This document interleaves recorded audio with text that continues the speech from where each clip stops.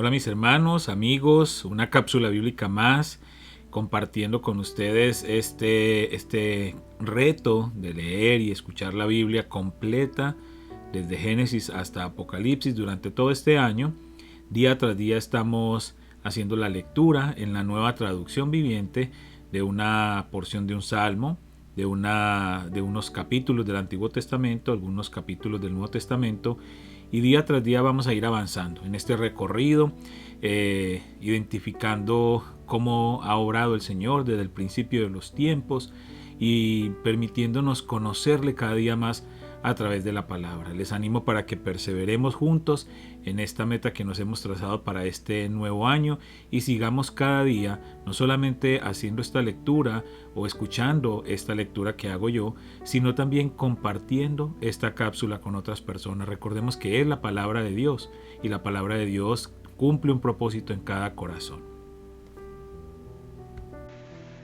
Salmos 18 del 30 al 36. El camino de Dios es perfecto. Todas las promesas del Señor demuestran ser verdaderas. Él es escudo para todos los que buscan su protección. Pues, ¿quién es Dios aparte del Señor? ¿Quién más que nuestro Dios es una roca sólida? Dios me arma de fuerza y hace perfecto mi camino. Me hace andar tan seguro como un ciervo, para que pueda pararme en las alturas de las montañas. Entrena mis manos para la batalla. Fortalece mi brazo para tensar un arco de bronce. Me has dado tu escudo de victoria. Tu mano derecha me sostiene. Tu ayuda me ha engrandecido. Has trazado un camino ancho para mis pies a fin de evitar que resbale. Éxodo 6, del 1 al 30. Entonces el Señor le dijo a Moisés: Ahora verás lo que le haré al faraón. Cuando él sienta el peso de mi mano fuerte, dejará salir al pueblo. De hecho, él mismo los echará de su tierra. Dios también le dijo: Yo soy Yahvé, el Señor. Me aparecí a Abraham, a Isaac y a Jacob como el Shaddai, Dios Todopoderoso. Pero a ellos no les revelé mi nombre, Yahvé, y reafirmé mi pacto con ellos, mediante el cual prometí darles la tierra de Canaán, donde vivían como extranjeros. Puedes estar seguro de que he oído los gemidos de los israelitas, que ahora son esclavos de los egipcios, y tengo muy presente mi pacto con ellos. Por lo tanto, dile al pueblo de Israel: Yo soy el Señor. Te libertaré de la opresión que sufres y te rescataré de tu esclavitud en Egipto. Te redimiré con mi brazo poderoso y con grandes actos de juicio. Te tomaré como pueblo mío y seré tu Dios. Entonces sabrás que yo soy el Señor tu Dios, quien te ha librado de la opresión de Egipto. Te llevaré a la tierra que juré dar a Abraham, a Isaac y a Jacob. Te la daré a ti como tu posesión exclusiva. Yo soy el Señor. Así que Moisés le dijo al pueblo de Israel lo que el Señor había dicho, pero ellos no quisieron escucharlo, más porque estaban demasiado desalentados por la brutalidad de su esclavitud. Luego el Señor le dijo a Moisés: Vuelve a hablar con el faraón, rey de Egipto, y dile que deje salir de su territorio al pueblo de Israel. Pero Señor, contestó Moisés, si mi propio pueblo ya no quiere escucharme, ¿cómo puedo esperar que me escuche el faraón? Soy tan torpe para hablar. Pero el Señor habló con Moisés y con Aarón y les dio órdenes para los israelitas y para el faraón, rey de Egipto. El Señor mandó a Moisés y a Aarón que sacaran de Egipto al pueblo de Israel. Los siguientes son los antepasados de algunos de los clanes de Israel. Los hijos de Rubén, el hijo mayor de Israel, fueron Hanoc, Falú, Hezrón y Carmi. Sus descendientes formaron los clanes de Rubén. Los hijos de Simeón fueron Gemuel, Jamín, Ohad, Jaquín, Zoar y Saúl. La madre de Saúl fue una mujer cananea. Sus descendientes formaron los clanes de Simeón. Estos son los descendientes de Leví, tal como aparecen en los registros de familia. Los hijos de Leví fueron Gersón, Coat y Merari. Leví vivió hasta los 137 años. Entre los descendientes de Gersón se encontraban Libni y Simei. Cada uno de ellos llegó a ser el antepasado de un clan. Entre los descendientes de Coat se encontraban Amram, Ishar, Hebrón y Uziel. Coat vivió hasta los 133 años. Entre los descendientes de Merari estaban Mali y Musi. Los siguientes son los clanes de los levitas, tal como aparecen en los registros de familia. Amram se casó con Jocabed, hermana de su padre, y ella dio a luz 2 hijos, Aarón y Moisés. Amram vivió hasta los 137 años. Los hijos de Ishar fueron Coré, Nefec y Sicri. Los hijos de Uziel fueron Misael, Elzafán y Sitri. Aarón se casó con Eliseba, hija de Aminadab y hermana de Naasón. Ella dio a luz a sus hijos Nadab, Abiú, Eleazar e Itamar. Los hijos de Coré fueron Asir, Elcana y Abiasaf. Sus descendientes formaron los clanes de Coré. Eleazar, hijo de Aarón, se casó con una de las hijas de Futiel y ella dio a luz a su hijo Fines. Estos son los antepasados de las familias levitas, registrados según sus clanes. El Aarón y el Moisés mencionados en la lista anterior son a quienes el Señor dijo: saquen al pueblo de Israel de la tierra de Egipto como a un ejército. Moisés y Aarón fueron los que hablaron con el faraón, rey de Egipto, acerca de sacar de Egipto al pueblo de Israel. Cuando el Señor habló con Moisés en la tierra de Egipto, le dijo: yo soy el Señor. Dile al faraón, rey de Egipto, todo lo que te digo. Pero Moisés discutió con el Señor argumentando: no puedo hacerlo. Soy tan torpe para hablar. ¿Por qué debe escucharme el faraón? Éxodo 7 del 1 al 25. Entonces el Señor le dijo a Moisés: presta mucha atención a lo que voy a decir. Yo haré que para el faraón parezcas como Dios, y tu hermano Aarón será tu profeta. Dile a Aarón todo lo que yo te mande, y Aarón deberá ordenarle al faraón que deje salir de su territorio al pueblo de Israel. Sin embargo, haré que el corazón de faraón se ponga terco, para poder multiplicar mis señales milagrosas y maravillas en la tierra de Egipto. Aún así el faraón se negará a escucharte. Por eso alzaré mi puño contra Egipto. Luego rescataré a mis ejércitos, a mi pueblo, los israelitas, de la tierra de Egipto con grandes actos de juicio. Cuando levante mi mano poderosa y saque a los israelitas, los egipcios sabrán que yo soy el Señor. Así que Moisés y Aarón hicieron tal como el Señor les mandó. Moisés tenía 80 años y Aarón 83 cuando presentaron sus demandas ante el faraón. Después el Señor les dijo a Moisés y a Aarón: el faraón les dirá: muéstrenme un milagro. Cuando lo haga, dile a Aarón: toma tu vara y arrójala al suelo delante del faraón, y la vara se convertirá en una serpiente. Entonces Moisés y Aarón fueron a ver al faraón e hicieron lo que el Señor les había ordenado.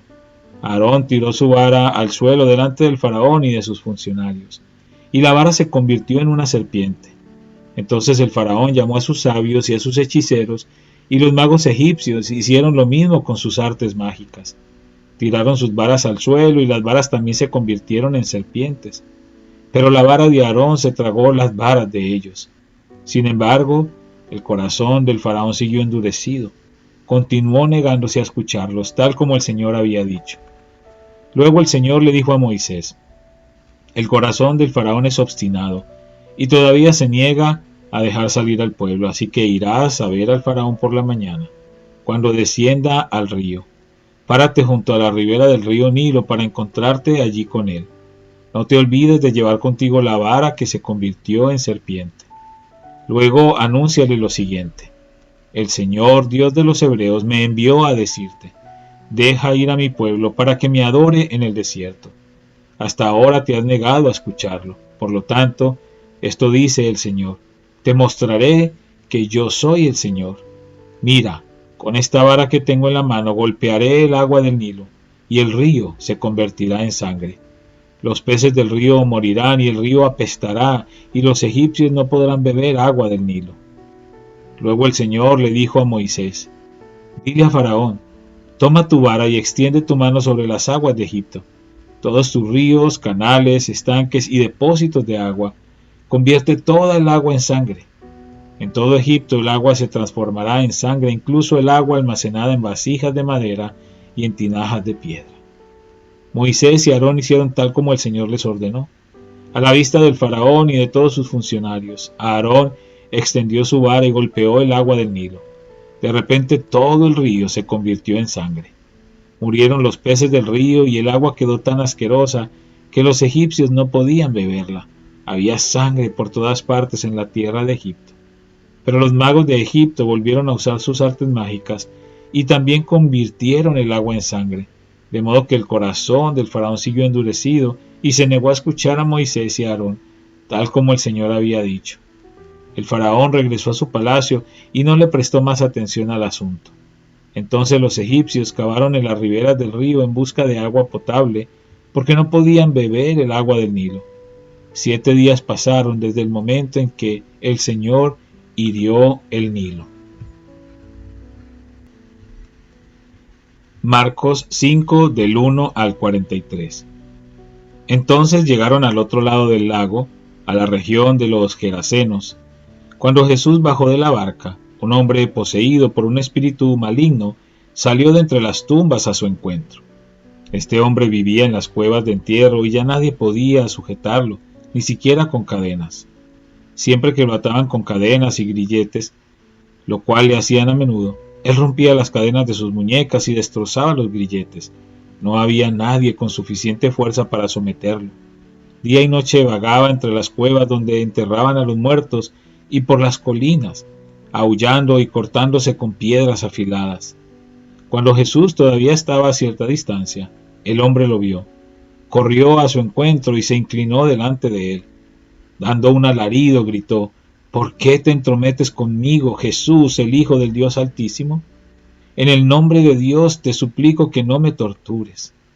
Pues Jesús ya le había dicho al espíritu: Sal de este hombre, espíritu maligno. Entonces Jesús le preguntó: ¿Cómo te llamas? Y él contestó: Me llamo Legión, porque somos muchos los que estamos dentro de este hombre. Entonces los espíritus malignos le suplicaron una y otra vez que no los enviara a un lugar lejano. Sucedió que había una gran manada de cerdos alimentándose en una ladera cercana.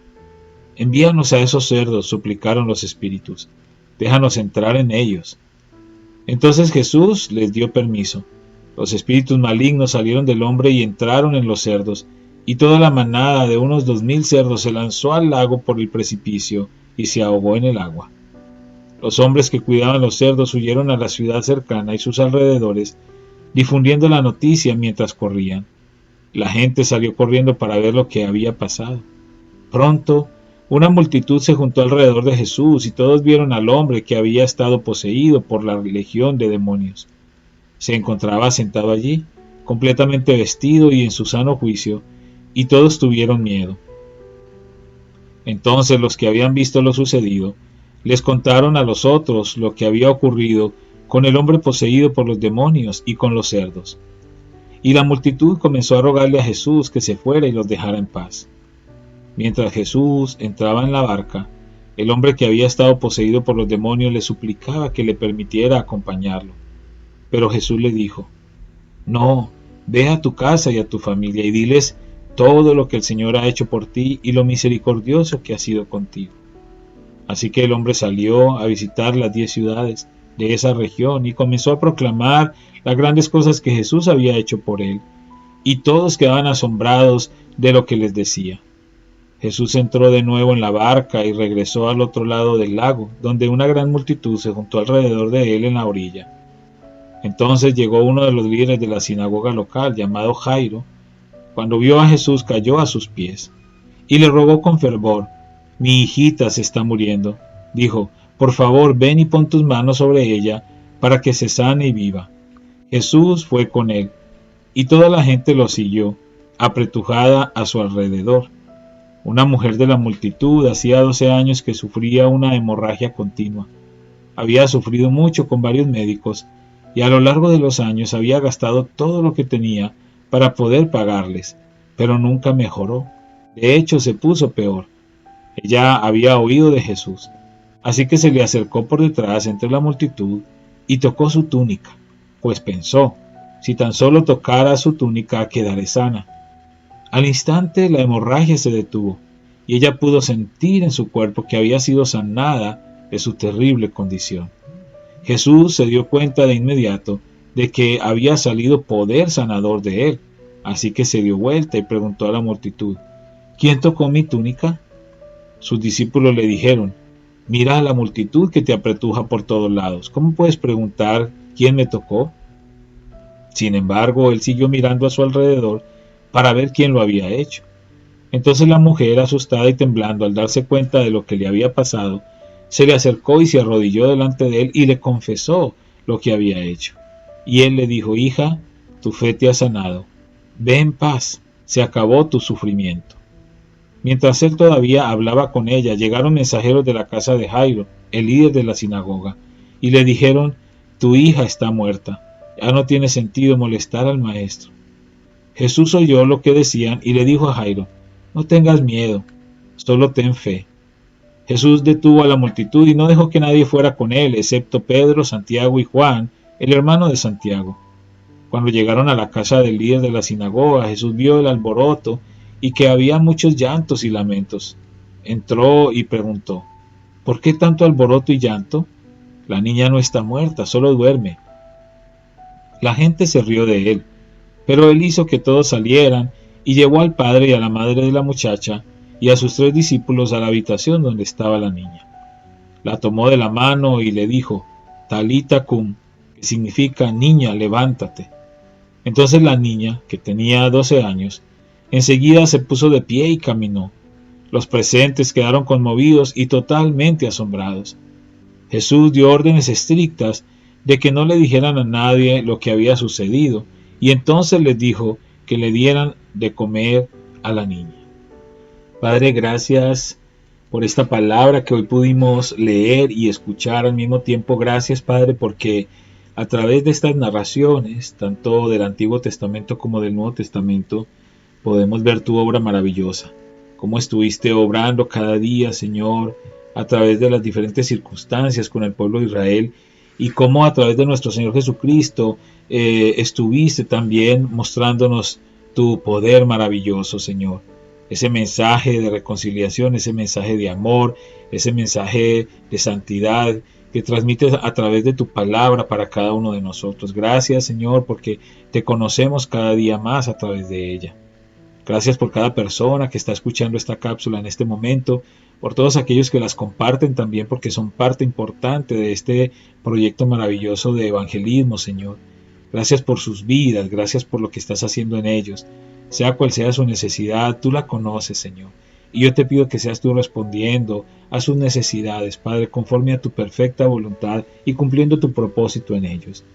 Te damos gracias, Padre, en el nombre de Cristo Jesús. Amén.